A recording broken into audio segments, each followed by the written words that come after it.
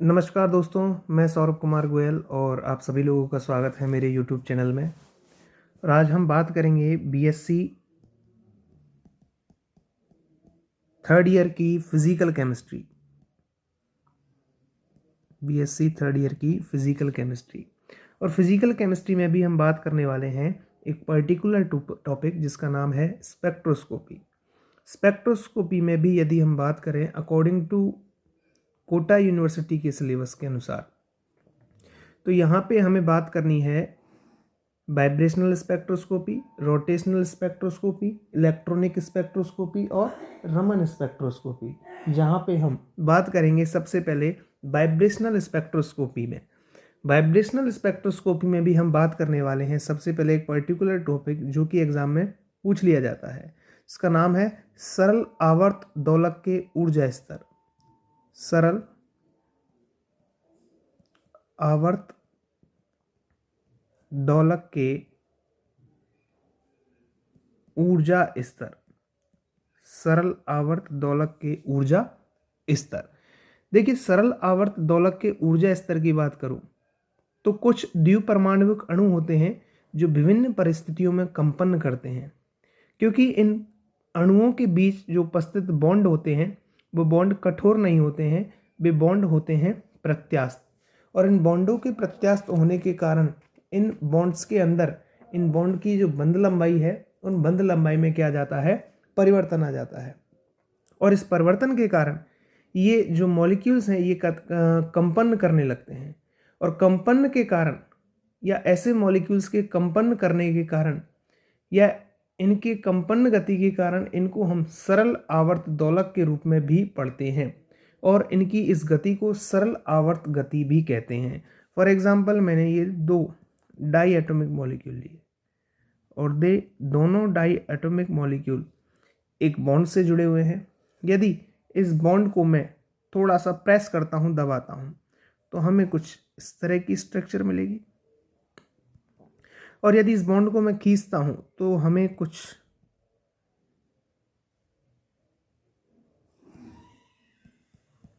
इस तरह का मॉलिक्यूल मिलेगा। ठीक है, ये जो मॉलिक्यूल है ये है आपका दबी हुई अवस्था में, दबी हुई अवस्था में। और यदि मैं बात करूं इस मॉलिक्यूल की तो ये है आपका खिंची हुई अवस्था में, खिंची हुई अवस्था में। अब होता क्या है, विकिरणों के अवशोषण से पहले द्विपरमाणुविक अणु में दोनों परमाणुओं के बीच की जो दूरी होती है वो दूरी होती है आपकी RE, वो दूरी होती है आपकी RE। और इस अणु की ये टोटल जो डाई एटॉमिक मॉलिक्यूल है, इस डाई एटॉमिक मॉलिक्यूल की एनर्जी होती है आपकी E0। जब इस मॉलिक्यूल के दोनों परमाणुओं को हम खींचते हैं तो इनके मध्य की दूरी बढ़ती है, और जब हम इन दोनों परमाणुओं के बीच की बॉन्ड को हम दबाते हैं तो इनके मध्य की दूरी घटती है। दोनों ही परिस्थितियों में ऊर्जा का मान घटता है। ऐसे तंत्र पर सरल आवर्त दोलक के हुक के नियम को हम लागू कर सकते हैं। और हुक का नियम हम जानते हैं, हुक का नियम हमने IR स्पेक्ट्रोस्कोपी में पढ़ाया है। जब हम इस मॉलिक्यूल पर हुक का नियम अप्लाई करते हैं तो दोनों मॉलिक्यूल्स को खींचने के लिए हमें कुछ बल लगाना पड़ता है, और जो फोर्स हम यहाँ लगाते हैं वो फोर्स आपका होता है F is proportional to -x।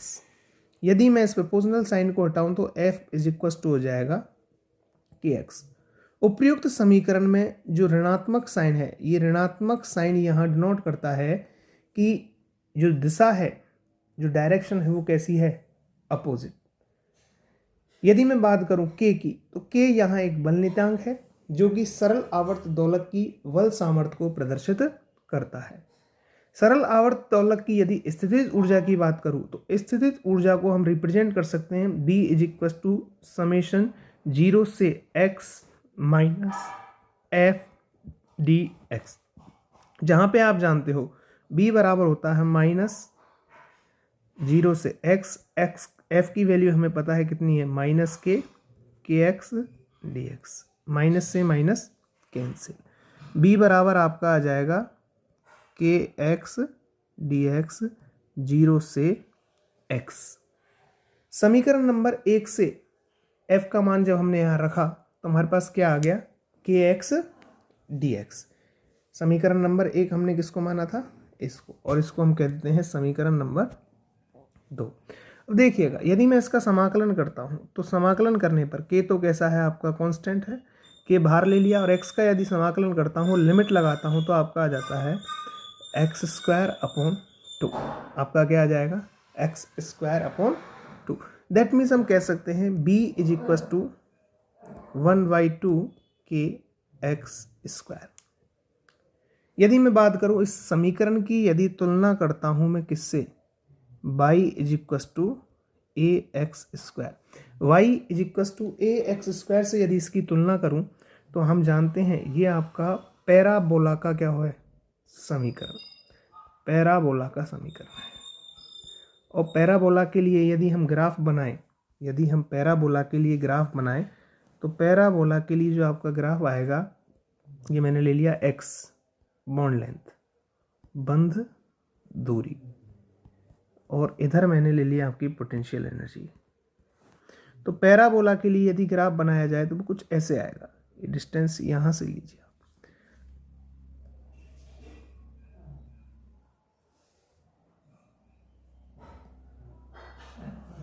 और आपका ग्राफ आएगा वो यहाँ से आ जाएगा, या इसको दोबारा से ही बना लेते हैं अपन।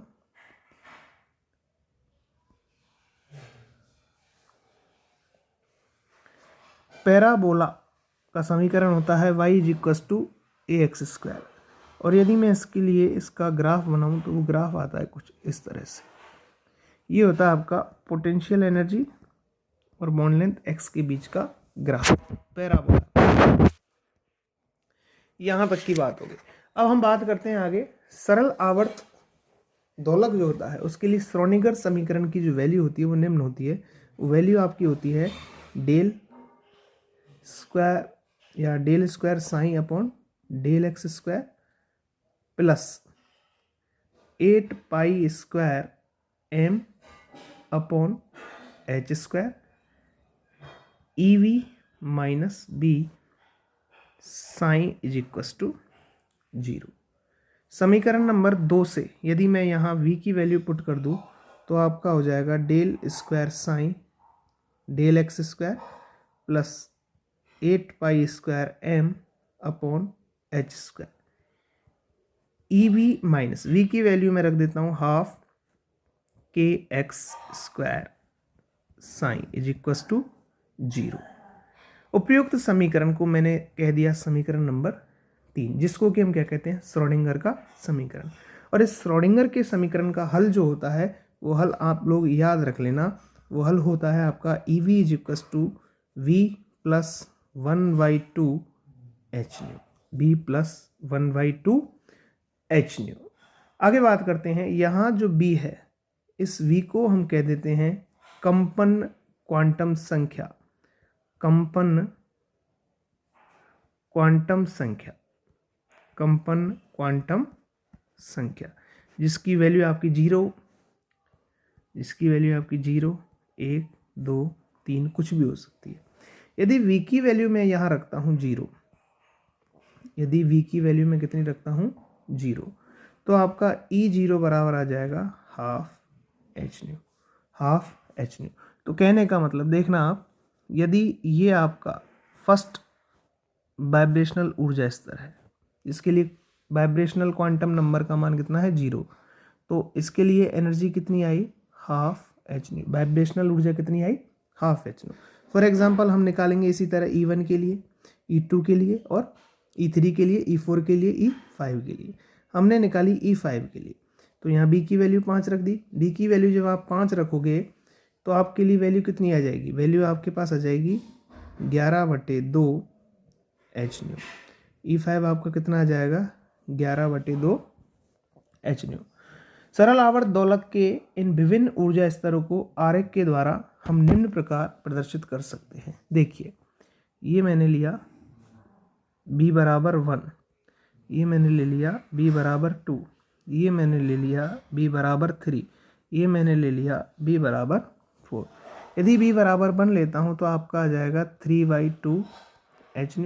यदि b बराबर 2 लिया तो मेरा पास आ गया 5/2 h। इसी प्रकार b बराबर यदि मैंने 4 ले लिया सीधा तो आपका कितना आ जाएगा, आपका लगभग, यदि हम पहले 3 लेते हैं तो आपका आ जाएगा लगभग 7/2 h। इस तरह आप देखोगे ये आपके पास वाइब्रेशनल ऊर्जा के मान आते जाएंगे। यदि आप दो वाइब्रेशनल ऊर्जा स्तर के बीच का गैप देखते हो तो दोनों के बीच का गैप क्या रहता है, सेम रहता है, h रहता है। तो उपयुक्त आरेख से आप कह सकते हो कि सरल आवर्त दोलक के विभिन्न ऊर्जा स्तर की जो दूरी है वो लगभग एक समान होती है और इनके बीच का जो ऊर्जा अंतर है वो कितना होता है, h होता है। इस आरेख से हम यह भी कह सकते हैं कि कंपन क्वांटम संख्या b बराबर 0 के लिए जो कंपन ऊर्जा है वो शून्य ना होकर कितनी होती है, हाफ h होती है। और इस ऊर्जा के मान को हम क्या कहते हैं, परम शून्यांक ऊर्जा कहते हैं। ये ऊर्जा का मान आपका क्या कहलाता है, परम शून्यांक ऊर्जा कहलाता है। यह ऊर्जा का मान आपका परम शून्यांक ऊर्जा कहलाता है। ठीक है, तो ये बात हो गई आपकी क्या, द्विपरमाणु